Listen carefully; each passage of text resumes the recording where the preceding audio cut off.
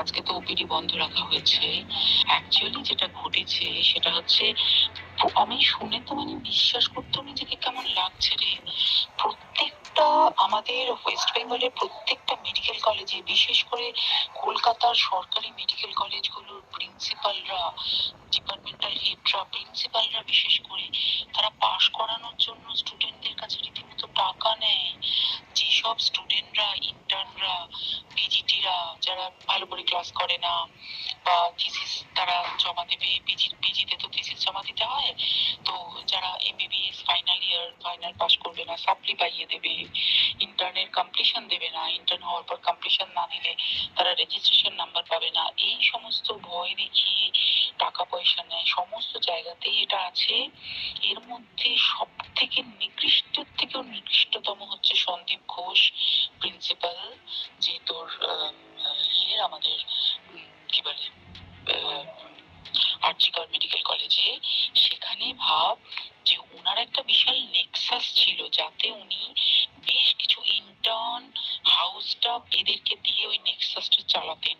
তারা ওখানে একটা সেক্স র্যাকেট চালাতো, তারা একটা ড্রাগ র্যাকেট চালাতো। ড্রাগ র্যাকেট মানে ওই যে ওটাতে বলেছে না, ড্রাগ মানে শুধু ওই হেরোইন আর ব্রাউন সুগারের ড্রাগ খাওয়া বা মদ খাওয়া নয়।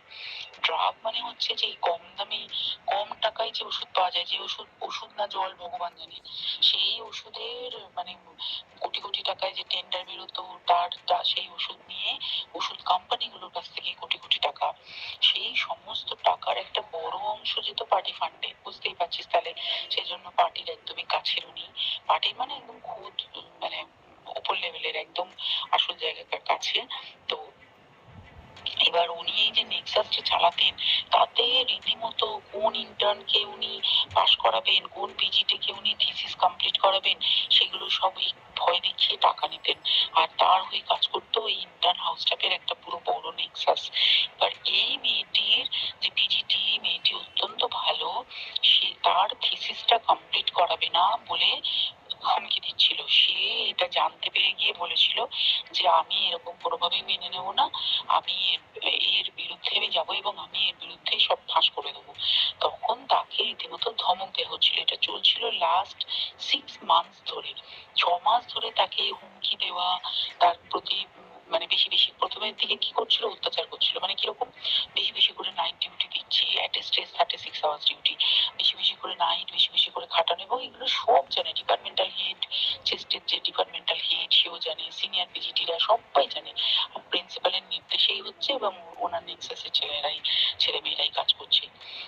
তারা 6 মাস ধরে এটা করেছে।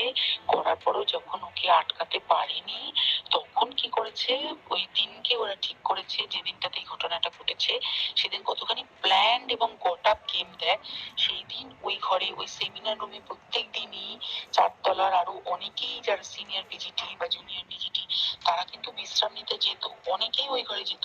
সেই দিনকে ও একা, ওকে বলেছে তুমি ঘুমিয়ে পড়ো, ওকে একা রেখে এসেছে। বাকিরা কাউকে যেতে দেয়নি, বলেছে ওই ঘরে আজকে ঘটনা ঘটছে, কাজ হচ্ছে, ওই ঘরে কেউ যাবে না।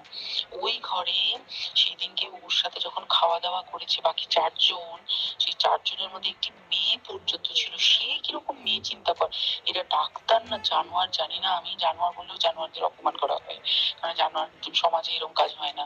তো ডাক্তার নাকি আমি বলতে পারবো না। সেই ইন্টার্ন মেয়েটি আরেকটি ইন্টার্নের গার্লফ্রেন্ড। তো তার সাথে ওই পিজিটি মেয়েটি প্রচুর ঝগড়া হয়েছে। ঝগড়া হওয়ার পরে তারা তো হুমকি টুমকি দিয়ে চলে গেছে, দিয়ে তারা বলেছে তুমি ঘুমো। এবার ও তো জানি না, ভালো মনে শুতে এসেছে। তারপরে তারা গিয়ে মদ টদ খেয়েছে, 7-8 জন মিলে চড়াও হয়েছে। এবং তোরা জানিস যে প্রথমে তার হাত দুটোকে দুপাশে দুজন ধরে রেখেছে, এবং সেই কাজে সেই মেয়েটিও সাহায্য করেছে, ইন্টার্ন মেয়েটি। দুজন ওকে পা দুটোকে টেনে জরাসন্ধের মতো ছিঁড়ে ফেলেছে, মানে ছেঁড়ার মতো করে টেনেছে, যাতে পেলভিক বোন ভেঙেছে, কলার বোন ভেঙেছে। মানে কি বিপর্যস্ত, মানে বিধ্বস্ত, কি নৃশংস অত্যাচার করেছে। ওকে উল্টো দিক করে শুয়েছে, পিঠের উপর দিয়ে বুট পরে হেঁটে গেছে, মাথাটাকে এমন থেতলেছে যে মানে স্কাল ফাল রাপচার হয়েছে। এই সমস্ত করার পরে শ্বাসরোধ করে তাকে মেরেছে।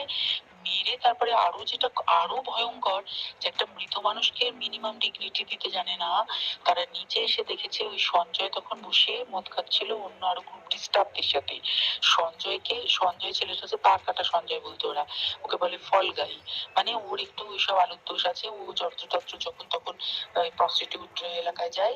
এবার দেখেছে যে একে দিয়ে যদি একটা রেপ করিয়ে দিতে পারি তাহলে ঘটনার মোড়টা অন্যদিকে ঘুরে যাবে। এইবার ওকে বলেছে যা, সেমিনার রুমে তোর জন্য রেখে এসেছি, যা তুই এবার গিয়ে কাজ করে দিয়ে আয়। ও এসে ওই ডেড বডিকে রেপ করেছে যাতে তার ভ্যাজাইনাতে সিমেন্ট পাওয়া যায়। তো এবার এই হচ্ছে, প্লিজ আমি নাম করে ফেললাম সবকিছুই, কতজন আমি যে নামগুলো পাঠিয়েছি এই সব ডাক্তাররা এরা সব জড়িত জানিস, কিন্তু কেউ কোনো প্রমাণ নেই প্রমাণ লোপাটের জন্য। সেদিনকে ওই ইন্টার্ন এবং ডাক্তাররা যে ওইখানের যে বাথরুমটাতে হাত পা ধুয়েছে রক্ত ধুয়েছে সেইটাকে 7 তাড়াতাড়ি প্রমাণ লোপাটের জন্য ওই দেওয়ালকে ভেঙে দিয়ে তার মানে ওই বাথরুমের জায়গাটাকেই ভাঙতে হচ্ছে ওদের, ওখানে নাকি ওরা রুম বানাবে। কালকে দেখেছিস তোরা খবরে। আর বেশি বলতে পারছি না, মানে